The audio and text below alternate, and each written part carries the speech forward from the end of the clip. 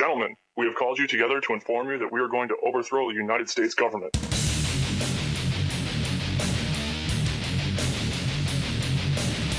You still think that jet fuel brought down the World Trade Center? Does anybody else see a problem here? If the government has nothing to hide, why are they so afraid to answer a few questions? This story does not add up. Listen to me. Listen to your He has never been on with me, and we finally had him on last week, Bob Fletcher, and the hour went by in like 10 seconds. He was a Iran-Contra whistleblower, testified before Congress, filmmaker, author, businessman, researcher, and the first person I ever heard talk about how they were creating more tornadoes and things to basically terrorize everyone into accepting weather management by the government. So they launch a covert program of creating violent weather patterns and then come in as the solution with weather control, which is what Bill Gates is investing a lot of his money in now. We know there's giant weather control, weather manipulation programs going on. The Secretary of Defense, William Cohen, back in 1997, gave a speech about it that was in the Army Times, and we're going to read some of those quotes today. Bill Gates is invested in the GMO and Monsanto. Wherever this very wicked individual is involved, that's where you find the prime evil. Now, a lot of meteorologists, well, I've interviewed them, have said, yeah, they see weather patterns now that they call chaff, but tiny aluminum, where military and private corporations are doing this. I've had Ben Livingston on, who was the father of weather weapons after World War II. He was in World War II. He flew into not just hurricanes that go 160 miles an hour, but 200 mile an hour and more typhoons that they have in the Pacific. The Atlantic has the hurricanes. They don't get going as fast. The only difference is they spin the opposite direction with the Earth's magnetic vortex. Now, all of this is going on, and there's huge secret programs. I've interviewed the head of HAARP. He started accidentally getting into some stuff. A colonel popped in and cut him off the air. That interview is out there. That was like 6 years ago. We're not in Kansas anymore. And more meteorologists are mapping this and saying, look, there are more tornadoes. It's not just that we have more Doppler and better radar so we know when they happen. But now they're hitting populated areas statistically more than they did in the past, in areas that were already built up. It's not like we've built up more, so more is being hit. That's part of it. No, cities are being hit more. I mean, it was like someone was steering. Some said hundreds. Some estimates are hundreds that formed, but more than a dozen that hit the ground. 800 homes hit. Carnage, Fort Worth, Dallas, again, my old stomping ground where I'm from. And meteorologists are in MSNBC calling it very unusual. Enter the fact that earthquakes are associated in tectonic weapons with auroras forming even in the daytime. Magnetic field, like you normally only see at the North and South Poles, where the magnetic lines come into the Earth and then out, the Earth's shield from the sun coming in at the North and Southern Poles.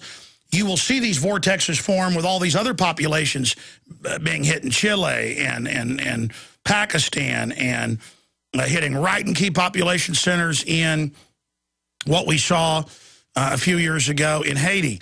I mean, it is getting really weird. And they admit they've got this, but it's classified. And enter Paul Watson's latest article. Another Wisconsin town reports strange booms, flashes of light. And it's getting crazy. And the feds have said, do not investigate. So, and again, historically, these are associated then with these weather pop-ups. But again, you can get flashes of light and booms with natural tectonic activity. Bob Fletcher, great to have you back with us. How did you first discover that weather weapons were being deployed and used? When did you discover it? You're an Iran-Contra whistleblower, a successful businessman. Okay. And it's a pleasure to be back. I really enjoyed doing the program. Well, basically, I had, because of ending up being a federal witness in the Iran-Contra thing and being a federal witness relative to the Christic Institute's lawsuit back in the 80s which was basically a legal action on of racketeering filed against all of those people that were involved with the Iran-Contra stuff. They actually had filed that legal action, as a matter of fact, prior to the expose that became the Iran-Contra inquiry. I was ended up being a witness in all of that, and that was what just switched on the light when I found out, and was right in the middle of it, when I found out what kind of unbelievable lies and deviant stuff that was going on with people that we were hoping was leading our country in the right direction. The Senate, the Congress, CIA, the FBI, these guys were supposed to be the protectors of America as opposed to being the drug smugglers and the assassins of America, because that's what I found out to be a reality. And because I was there, I've been there, done that, I saw it. I sat in on conversations with these generals that were involved with the weapons and joking about where they were going to go next, with where the next war was going to be, and things of that sort. And these guys profiting, and of course that originally the tremendous amount of the weapons, illegal weapons, stolen weapons, and drugs and all that. The real big input was started in the Vietnam War. You know, where they were smuggling the narcotics back and actually the carcasses of our own soldiers, which I can't think of anything more absolutely disgusting than something like that. And all of that, that was what opened my eyes. All right, so I started investigating and having people contact me after at the congressional and Senate level. You know, there are a few guys always up there that are honest and legitimate. They're not there very long because they either become removed by assassination, for crying out loud, or they're simply removed by having somebody beat them in the next election by illegitimate voting or whatever the case may be. But they remove the good guys as quick as they can. But there were always some good people up there that were looking into serious problems. So in that time frame here, we're talking going into the early 90s, and I was investigating and being involved with several different inquiries at the Senate and congressional level with some good guys. Dante Feisel was out of Florida, was concerned with the financial fraud going on, and several others doing things like that. They were kind of under the radar. These are not people that get a lot of media coverage, but they're trying to do the right thing. And, of course, Sonny Bono was another one.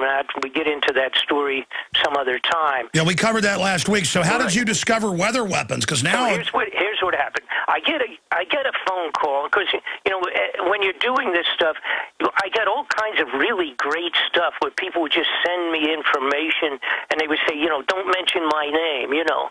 But if you want to risk your life, here's some information.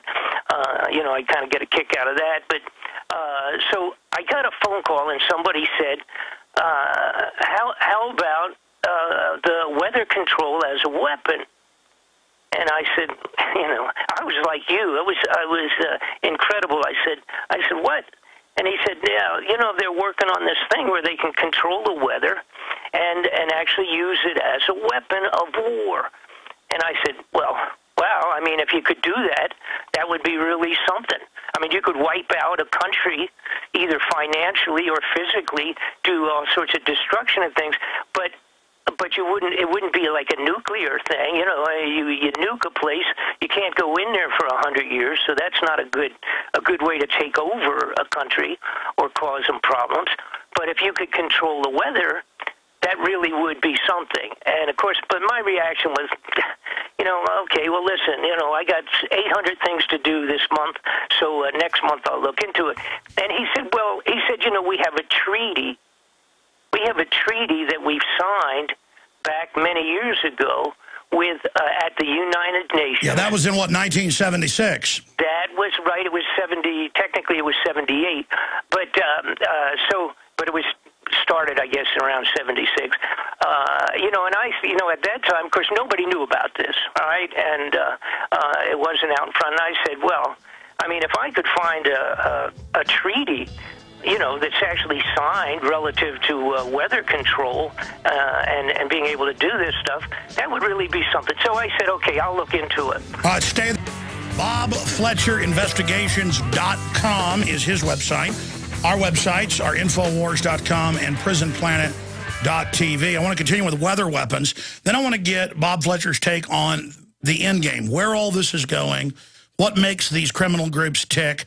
But I knew this was coming. CNN weatherman blames tornadoes on climate change. We'll try to play a clip of this later if we have time. If not, we're linking to it up at Infowars.com. And sure enough, whenever there's any earthquake or weather problem, Al Gore says, just pay me carbon money and I'll fix it. And I've always pointed out, because Bill Gates is pushing this too, they can launch the crazy weather and then say, pay us a global tax. In fact, they're now saying, pay for a global weather control bureau and we'll stop the tornadoes or hurricanes from hitting you. In fact, that's what Bill Gates is heavily invested in. We showed like a Reuters article earlier on that. So all of this is going on. Bob, I want you to continue how you started looking into this and discovering it and how advanced it is. But clearly now this is like the mafia saying, I'll burn down your grocery store if you don't pay me protection money. I mean, we know they've got this. The shadow government, no wonder they're so arrogant. I would say it's unbelievable as far as that's concerned. I mean, at this point in time, they've been so successful also, you know, which includes things like, you know, the assassinating Kennedy in front of everybody and all of that and getting away with it, blowing up taking down the biggest buildings in New York City and getting away with it, telling us it was a handful of these characters that a couple of afternoons planned how to do this major, gigantic covert operations. But anyhow, so we'll get back to the weather situation. So I have a couple people telling me, hey, this is real, and this is approximately 1994. So I was doing some other investigations for someone, and I don't remember who it was at this particular time, actually in the Congress.